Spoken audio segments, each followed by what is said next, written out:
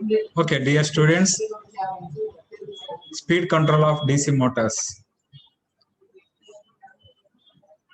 ಇದುವರೆಗೆ ನಾವು DC motor types, ಅದರ working, characteristics of DC motor, applications of DC motors, EMF, back EMF equations, torque equations, problems ಎಲ್ಲ solve ಮಾಡಿದ್ವಿ. ಈಗ speed control of DC motors ಅನ್ನೋ topic ಬಗ್ಗೆ explain ಮಾಡ್ತೇನೆ. ಕೆಲವು ಪರ್ಟಿಕ್ಯುಲರ್ ಅಪ್ಲಿಕೇಶನ್ಸ್ ಗೆ ಸ್ಪೀಡ್ ಅನ್ನು ಹೆಚ್ಚು ಅಥವಾ ಕಡಿಮೆ ಮಾಡ್ಲಿಕ್ಕೆ ಇರ್ತದೆ ನಮ್ಗೆ. ಅದು ಹೇಗೆ ಮಾಡಬಹುದಂತ ಬೆಳಿಗ್ಗೆ ಒಂದು ಎಕ್ಸ್ಪೆರಿಮೆಂಟ್ ಎಲ್ಲ ತೋರಿಸಿದ್ದೆ, ಲ್ಯಾಬ್ ಅಲ್ಲಿ ಹೇಗೆ ಮಾಡೋದಂತ, ವರ್ಚುವಲ್ ಲ್ಯಾಬ್ ಅಲ್ಲಿ. ಇವಾಗ ಅದರ ಥಿಯರಿನು ನೋಡುವ. Speed control of DC motors. Speed ಯಾವ್ಯಾವ ಫ್ಯಾಕ್ಟರ್ ಮೇಲೆಲ್ಲ ಡಿಪೆಂಡ್ ಆಗಿರ್ತದೆ ಅಂದ್ರೆ, ಒಂದು back EMF, flux, armature current, resistance, ಇದ್ರ ಮೇಲೆಲ್ಲ ಡಿಪೆಂಡ್ ಆಗಿರ್ತದೆ.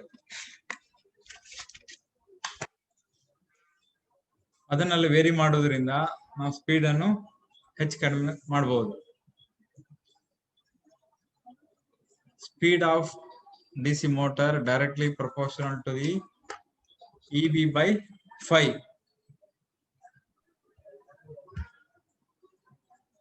EB equation is same as the generated voltage. That means EB equal to V minus IARI. Voltage equations ನಾವು study ಮಾಡಿದ್ವಿ DC motor ಅಲ್ಲಿ.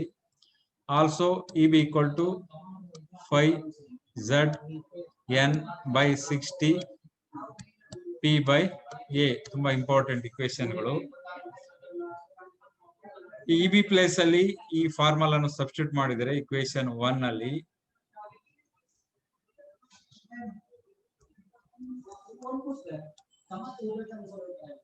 ನೆಕ್ಸ್ಟ್ ಸಿಂಪ್ಲಿಫೈ ಮಾಡಿದರೆ N it is equal to ಈ ತರ formula ಬರ್ತದೆ, V minus IRA by 5.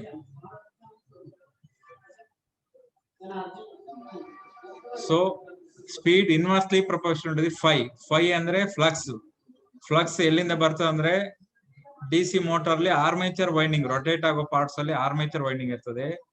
Stationery parts ಅಲ್ಲಿ field winding. ಆ field winding ಅಲ್ಲಿ ಕರೆಂಟ್ ಪಾಸ್ ಮಾಡಿದಾಗ ಫ್ಲಕ್ಸ್ ಪ್ರೊಡ್ಯೂಸ್ ಆಗ್ತದೆ. ಶಂಟ್ ಮೋಟಾರ್ ಆದ್ರೆ ಫೀಲ್ಡ್ ವೈಂಡಿಂಗ್ ಪ್ಯಾರಲಲ್ ಇರ್ತದೆ ಆರ್ಮೇಚರ್ ಗೆ. Here I is the armature current, R is the armature resistance, V is the applied voltage. So armature resistance is RA. In case of series motor adre armature resistance allade plus series field resistance ಬರ್ತದೆ ಅದು. So speed change ಮಾಡ್ಲಿಕ್ಕೆ ನಾವು following methods. One is by varying the flux per pole. 5 ಅನ್ನು ಹೆಚ್ಚು ಕಡಿಮೆ ಮಾಡಿ speed ಅನ್ನು change ಮಾಡಬಹುದು. 5 ಜಾಸ್ತಿ ಮಾಡಿದ್ರೆ inversely N is inversely proportional to 5. That means N directly proportional to 1 by 5. That means inversely proportional to the 5. ಅಂದರೆ flux ಜಾಸ್ತಿ ಮಾಡಿದ್ರೆ ಸ್ಪೀಡ್ ಕಡಿಮೆ ಆಗ್ತದೆ. This is known as flux control method. Flux control method ಅಂತ ಹೇಳ್ತೇವೆ. Already ಬೆಳಿಗ್ಗೆ study ಮಾಡಿದ್ವಿ. Flux ಜಾಸ್ತಿ ಮಾಡಿದಾಗ ಸ್ಪೀಡ್ ಕಡಿಮೆ ಆಯ್ತು. By varying the resistance of armature circuit, resistance ಇದೆ ನೋಡಿ, ಇದನ್ನು ಚೇಂಜ್ ಮಾಡಿ ಸ್ಪೀಡ್ ಅನ್ನು ಹೆಚ್ಚು ಕಡಿಮೆ ಮಾಡಬಹುದು. IRA ಜಾಸ್ತಿ ಆದ್ರೆ ಸ್ಪೀಡ್ ಕಡಿಮೆ ಆಗ್ತದೆ, V minus IRA. So speed ಕಡಿಮೆ ಆಗ್ತದೆ. That is armature control method ಅಂತ ಹೇಳ್ತೇವೆ. ಇನ್ನೊಂದು by changing the applied voltage V. This is voltage control method. ಇಲ್ಲಿ V ಈ ಫಾರ್ಮದಲ್ಲಿ V ಚೇಂಜ್ ಮಾಡಿದ್ರೆ N directly proportional to the V. Supply voltage V ಹೆಚ್ಚು ಮಾಡಿದರೆ ಸ್ಪೀಡ್ ಜಾಸ್ತಿ ಆಗ್ತದೆ, ವೋಲ್ಟೇಜ್ ಕಡಿಮೆ ಮಾಡಿದರೆ ಸ್ಪೀಡು ಕಡಿಮೆ ಆಗ್ತದೆ. So 3 methods: flux control method, armature control method and voltage control method. 3 methods ಅಲ್ಲಿ speed of the DC motor you can change. Speed control from DC shunt motor, the same three: flux control, armature control, and voltage control methods are useful. Flux control method ali circuit diagram is this one. Here this is shunt motor, that means armature, this is armature and shunt field are parallel.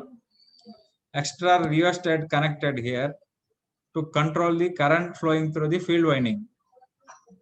Field winding ಅಲ್ಲಿ ಹರಿಯುವ current ಅನ್ನು ಹೆಚ್ಚು ಕಡಿಮೆ ಮಾಡಲಿಕ್ಕೆ extra rheostat connect ಮಾಡಿದ್ದು. ಆ rheostat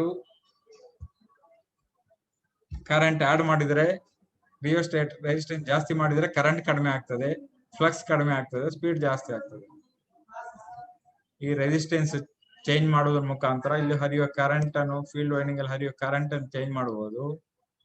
ಈ current ಆಗ ಕರೆಂಟ್ ಕಡಿಮೆ ಆದ್ರೆ, ಸೆಂಟ್ ಕರೆಂಟ್ ಕಡಿಮೆ ಆದ್ರೆ ಫ್ಲಕ್ಸ್ ಕಡಿಮೆ ಆಗ್ತದೆ ಇಲ್ಲಿ, ಆಗ ಸ್ಪೀಡ್ ಜಾಸ್ತಿ ಆಗ್ತದೆ ಫಾರ್ಮುಲಾದ ಪ್ರಕಾರ. ಸೊ ಗ್ರಾಫ್ ನೋಡಿದೀವಿ ನಾವು ಇಲ್ಲಿ. Speed without field rheostat. Field rheostat ಇಲ್ಲದಿದ್ರೆ ಸ್ಪೀಡ್ ಹೀಗೆ ಇರ್ತದೆ. ಆರ್ಮೇಚರ್ ಕರೆಂಟ್ ಎಲ್ಲ ಎಕ್ಸ್ ಆಕ್ಸಿಸ್ ಇದ್ರೆ ಹೀಗೆ ಡಿಕ್ರೀಸ್ ಆಗ್ತಾ ಬರ್ತದೆ. ಫೀಲ್ಡ್ ರಿಯೋಸ್ಟಾಟ್ ಕನೆಕ್ಟ್ ಮಾಡಿದ್ರೆ ಅಂದ್ರೆ ರೆಸಿಸ್ಟೆನ್ಸ್ ಆಡ್ ಮಾಡಿದ್ರೆ ಫ್ಲಕ್ಸ್ ಕಡಿಮೆ ಆಗ್ತದೆ, ಸ್ಪೀಡ್ ಜಾಸ್ತಿ ಆಗ್ತದೆ. ಸೊ ಹೀಗೆ ವೇರಿ ಆಗ್ತದೆ ಮತ್ತೆ ಲೋಡ್ ಚೇಂಜ್ ಮಾಡಿದಾಗ. The shunt field rheostat reduces the shunt field current ISH and hence the flux phi. Therefore, we can raise the speed of the motor above the normal speed. ಈ method ಅಲ್ಲಿ ನಾವು normal speed ಗಿಂತ ಜಾಸ್ತಿ speed ಜಾಸ್ತಿ ಮಾಡ್ಲಿಕ್ಕೆ ಆಗ್ತದೆ, ಕಡಿಮೆ ಮಾಡ್ಲಿಕ್ಕೆ ಆಗೋದಿಲ್ಲ. ಯಾಕಂದ್ರೆ ರೆಸಿಸ್ಟೆನ್ಸ್ ಆಡ್ ಮಾಡ್ತಾ ಬಂದಾಗೆ ಕರೆಂಟ್ ಕಡಿಮೆ ಆಗ್ತಾ ಬರ್ತದೆ, ಸ್ಪೀಡ್ ಜಾಸ್ತಿ ಆಗ್ತಾ ಹೋಗ್ತದೆ. Advantage of this method is this is an easy and convenient method. ಇದು ಸುಲಭದ್ದು ಮತ್ತು convenient method. It is inexpensive method since very little power is wasted in the shunt field. ಇದರಲ್ಲಿ ಶಂಟ್ ಫೀಲ್ಡ್ ಅಲ್ಲಿ ಹರಿಯುವ current ತುಂಬಾ ಕಡಿಮೆ armature current compare ಮಾಡಿದರೆ, ಹಾಗಾಗಿ power losses ಕಡಿಮೆ, I2R ಲಾಸಸ್ ಕಡಿಮೆ. The speed control exercised by this method is independent of the load on the machine. Load ಮೇಲೂ ಏನು ಚೇಂಜ್ ಆಗೋದಿಲ್ಲ, ಇಂಡಿಪೆಂಡೆಂಟ್ ಆಗಿರ್ತದೆ speed control. But this method has some disadvantage also. ಏನಂದ್ರೆ only speeds higher than the normal speed can be obtained in this method. Speed normal speed ಗಿಂತ ಜಾಸ್ತಿ ಮಾಡ್ಲಿಕ್ಕೆ ಆಗ್ತದೆ. ಯಾಕಂದ್ರೆ ರೆಸಿಸ್ಟೆನ್ಸ್ ನಾವು ಆಡ್ ಮಾಡ್ತಾ ಬಂದಾಗ ಕರೆಂಟ್ ಕಡಿಮೆ ಆಗ್ತದೆ, ಫ್ಲಕ್ಸ್ ಕಡಿಮೆ ಆಗ್ತದೆ. Speed is inversely directly proportional to 1/f or inversely proportional to the flux. So flux ಕಡಿಮೆ ಆದಾಗ ಸ್ಪೀಡ್ ಜಾಸ್ತಿ ಆಗ್ತಾ ಹೋಗ್ತದೆ. ಜಾಸ್ತಿ ಮಾಡ್ಲಿಕ್ಕೆ ಮಾತ್ರ ಆಗ್ತದೆ, ಕಡಿಮೆ ಮಾಡ್ಲಿಕ್ಕೆ ಆಗೋದಿಲ್ಲ. One of the disadvantage. There is a limit to the maximum speed obtainable by this method. Maximum speed ಮಾಡ್ಲಿಕ್ಕೆ ಲಿಮಿಟ್ ಇದೆ, ಯಾಕಂದ್ರೆ ಫ್ಲಕ್ಸ್ ತುಂಬಾ ಕಡಿಮೆ ಮಾಡ್ಲಿಕ್ಕೆ ಆಗೋದಿಲ್ಲ, ಕಮ್ಯುಟೇಷನ್ ಪ್ರಾಬ್ಲಮ್ಸ್ ಬರ್ತದೆ. This field of shunt motor is in operation should never be opened because its speed will increase to an extremely very high value. ಯಾಕಂದ್ರೆ speed field winding open ಇದ್ರೆ current 0 ಆಗ್ತದೆ, ಆಗ speed becomes very high. It is not allowed. So shunt field winding ಯಾವಾಗಲೂ open ಮಾಡುವಾಗಿಲ್ಲ. Next method armature control method. This also another experiment. In this method, based on the fact that by varying the voltage available across the armature, then the back EMF and hence the speed of the motor can be changed. ಇದನ್ನು armature ಅಲ್ಲಿ resistance add ಮಾಡೋದ್ರ ಮುಖಾಂತರ ಮಾಡಬಹುದು. ನೋಡಿ ಇಲ್ಲಿ armature resistance add ಮಾಡಿದ, armature ಇಲ್ಲಿ shunt armature, ಇದು ಆರ್ಮೇಚರ್ ಸರ್ಕ್ಯೂಟ್ ರೆಸಿಸ್ಟೆನ್ಸ್ ಆಡ್ ಮಾಡಿದಾಗ voltage drop taking place here. So voltage available to the armature becomes less. Applied voltage V, voltage available to the armature becomes less. ಹಾಗಾಗಿ armature control method ಅಂತ ಹೇಳ್ತೇವೆ.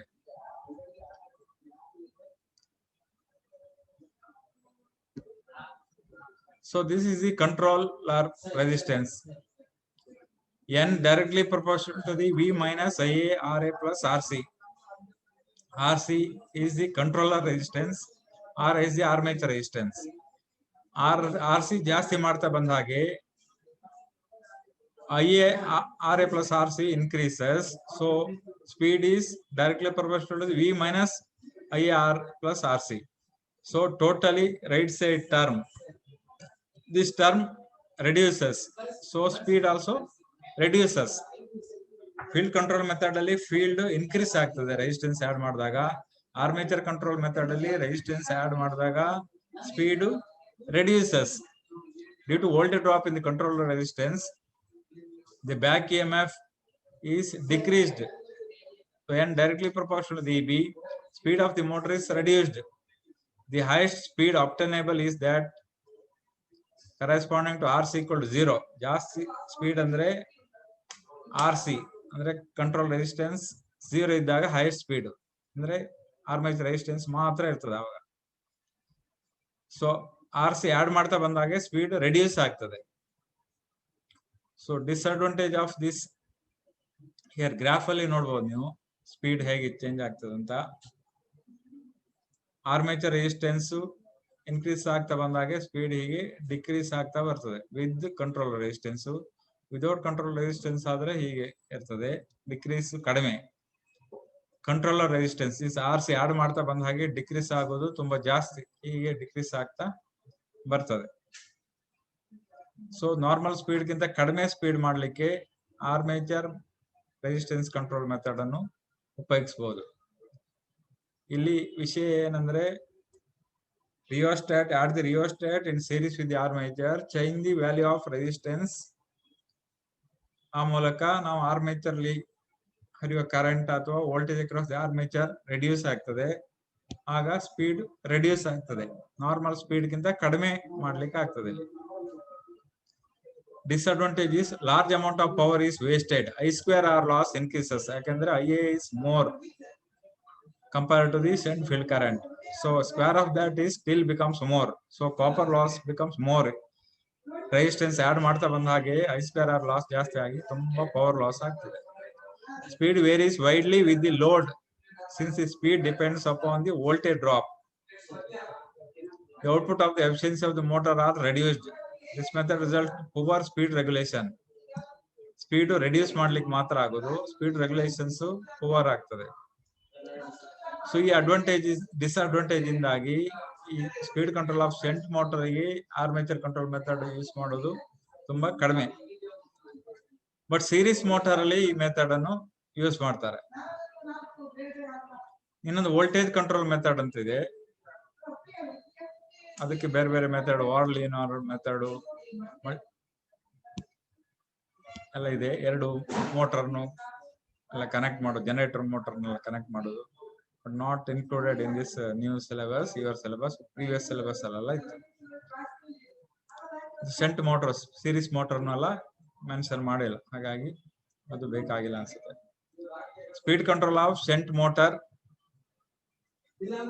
Two method, field control method ಅಂದ್ರೆ flux control method and armature control method. ಅದೆರಡು ತುಂಬಾ important. Circuit diagram, graph, procedure ನೆನ್ಪಿಟ್ಕೊಂಡ್ರೆ ಆಯ್ತು. Speed control. Next starter topic. Starter DC motor ಅಲ್ಲಿ starter, AC motor ಎಲ್ಲ starter ಅಂತ ಇರ್ತದೆ. What is the necessity of starter? Necessity of starter. Starter is the device used to control the starting current. Starting ಅಲ್ಲಿ DC motor ಅಲ್ಲಿ back EMF ಇರುವುದಿಲ್ಲ, ಹಾಗಾಗಿ current EB equal to V minus IA RA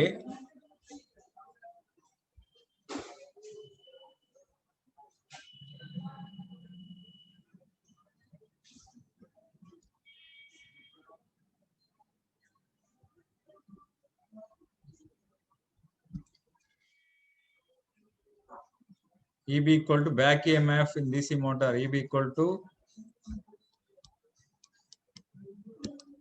V minus IARA. So IA equal to minus sign ಈಚೆ ತರುವಾಗ V minus E B by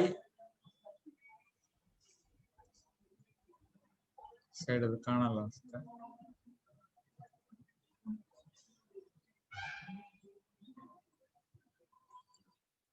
ಇದೇ equation ಅಲ್ಲಿ I A ಬರೆದಾಗ I equal to V minus E B whole divide by R A. Back E M F starting 0 ಇರ್ತದೆ. Supply voltage for example 220 volt ಆದ್ರೆ starting back E M F 0 ಇರ್ತದೆ. So 0. Armature resistance ತುಂಬಾ ಕಡಿಮೆ ಇರ್ತದೆ. For example 0.5 ಅಂತ ತಗೊಂಡ್ರೆ 220 by 0.5 ಮಾಡಿದಾಗ 440 amps current ಹರಿತದೆ. ಆಗ ಮೋಟಾರ್ ಎಲ್ಲ ಸುಟ್ಟು ಹೋಗ್ತದೆ. So to avoid this you have to add the starting resistance in series with the armature. That is the necessity of starter. Starter ಅಗತ್ಯ ಏನಂತ ಬೇಕು ನಮಗೆ, ಅಗತ್ಯ ಏನಿದೆ. to control the starting high current. starting high current ಹೇಗೆ ಆಗ್ತದೆ ಅಂದ್ರೆ back E M F 0 ಇರ್ತದೆ. Current is formula I equal to V minus EB by RA. ಈ ಫಾರ್ಮುಲಾ ವೋಲ್ಟೇಜ್ ಇಕ್ವೇಶನ್ ಇಂದ ಡಿರೈವ್ ಮಾಡಿದ ಫಾರ್ಮುಲಾ. ಸಬ್ಸ್ಟಿಟ್ಯೂಟ್ ಮಾಡಿದ್ರೆ 220 ವೋಲ್ಟ್ ಡಿಸಿ ಮೈನಸ್ 0 ಬೈ 0.5 ಮಾಡಿದ್ರೆ 440 amps ಆಗ್ತದೆ. ಬಟ್ ನಾರ್ಮಲ್ ರೇಟಿಂಗ್ 20 ಆಂಪ್ಸ್ ಎಲ್ಲ ಇರಬಹುದು armature. Back E M F ಎಲ್ಲ ಬಂದ್ರೆ for example back E M F 210 ಬಂದಿದೆ ಅಂದ್ಕೊಳ್ಳಿ ಸ್ವಲ್ಪ ರನ್ ಆದ್ಮೇಲೆ, ಆಗ 220 ಮೈನಸ್ 210 220 ಮೈನಸ್ 210 ಅಂದ್ರೆ 10 ಆಯ್ತು. ಡಿವೈಡ್ ಬೈ 0.5 ಮಾಡಿದ್ರೆ 20 ಆಗ್ತದೆ. 20 ಆಂಪ್ಸ್ ಕರೆಂಟ್ ಹರಿತದೆ ನಾರ್ಮಲ್ ಕಂಡೀಷನ್ ಅಲ್ಲಿ. ಸ್ಟಾರ್ಟಿಂಗ್ ಅಲ್ಲಿ 440 ಆಂಪ್ಸ್ ಹರಿತು. So this excess of heavy current to control this starters are used. Use ಮಾಡದೇ ಇದ್ರೆ ಬರ್ನಿಂಗ್ ಆಫ್ ಆರ್ಮೇಚರ್ ಆಗ್ತದೆ, ಆರ್ಮೇಚರ್ ಸುಟ್ಟು ಹೋಗ್ತದೆ. Also damage the commutator and brushes, heavy sparking ಬರ್ತದೆ. Voltage drop, excess of voltage drop ಆಗ್ತದೆ. ಇದೆಲ್ಲ problem ಇದೆ. To overcome this problem you have to use the different starters in DC motors. Different types of starters are 3-point starter and 4-point starter.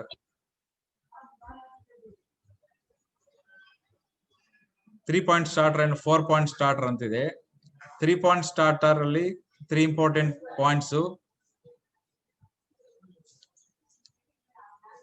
LFA ಅಂತ. L point is connected. This is the diagram of 3-point starter. Very important. This is also one of the experiment also in your syllabus. 3-point starter.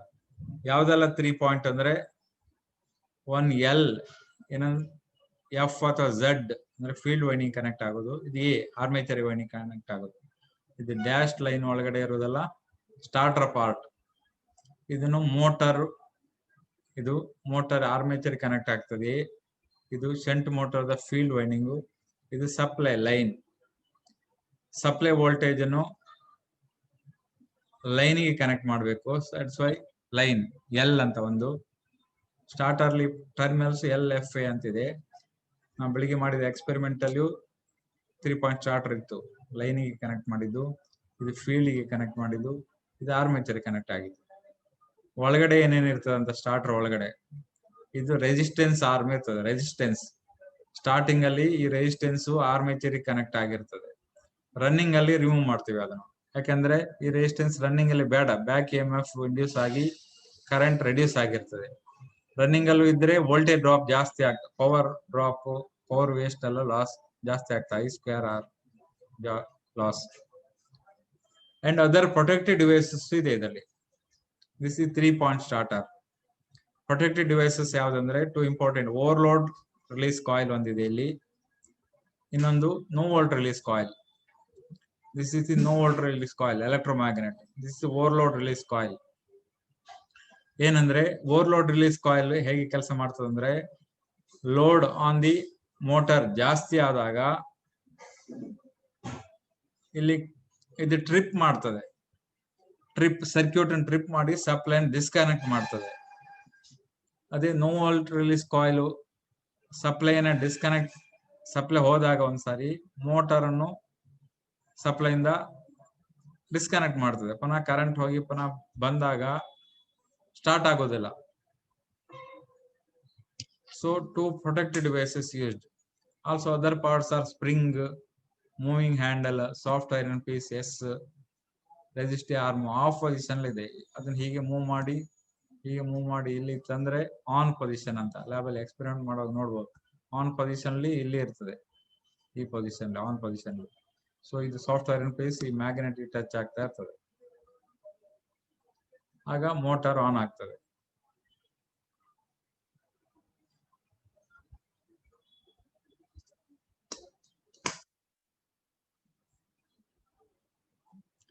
Three point starter ಅಂತ ಹೇಳ್ತೇವೆ ಇದಕ್ಕೆ.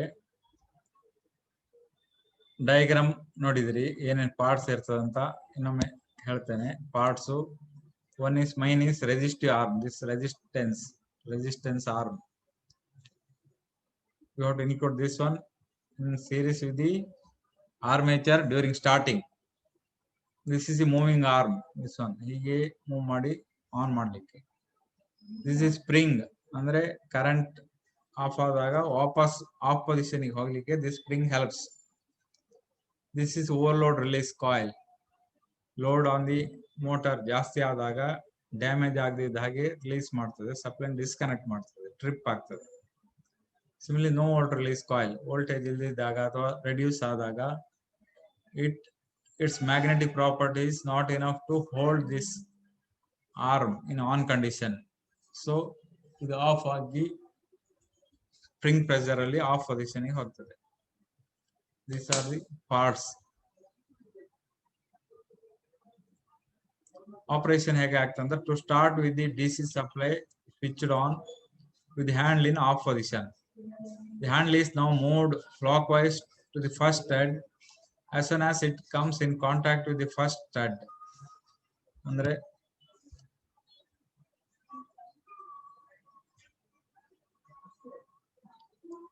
ಇದು moving arm ಹೀಗೆ touch ಆದ, ಇಲ್ಲಿ touch ಆದ ಕೂಡಲೇ full supply ಹೀಗೆ ಸಪ್ಲೈ ಬರ್ತದೆ. ಲೈನ್ ಅಲ್ಲಿ ಹೀಗೆ ಬರುವ ಕರೆಂಟು, ಹೀಗೆ ಕರೆಂಟ್ ಬಂದದ್ದು ಹೀಗೆ ಬಂದು ಇಲ್ಲಿ ಕಾಯಿಲ್ ಮುಖಾಂತರ ಹೋಗಿ ಇಲ್ಲಿ ಹೋಗಿ ಫುಲ್ ರೆಸಿಸ್ಟೆನ್ಸ್ ಮುಖಾಂತರ ಆರ್ಮೇಚರ್ ಹೋಗ್ತದೆ. ಸೊ ಮೋಟಾರ್ ರೊಟೇಟ್ ಆಗ್ತದೆ.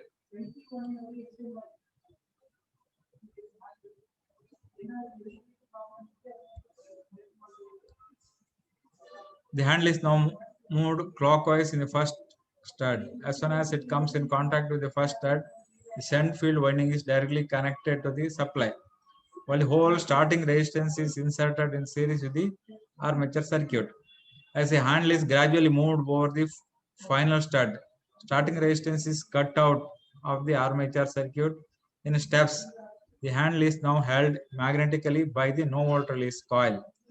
ಅಂದ್ರೆ ರೆಸಿಸ್ಟೆನ್ಸ್ ಸ್ಲೋ ಆಗಿ ರಿಮೂವ್ ಆಗ್ತಾ ಬರ್ತದೆ. ಹೀಗೆ ಮೂವ್ ಮಾಡ್ತಾ ಬಂದಾಗ ರೆಸಿಸ್ಟೆನ್ಸ್ ಕಡಿಮೆ ಆಗ್ತಾ ಬರ್ತದೆ, ಯಾಕಂದ್ರೆ ರೆಸಿಸ್ಟೆನ್ಸ್ ಬೇಕಾಗುದು ಸ್ಟಾರ್ಟಿಂಗ್ ಮಾತ್ರ.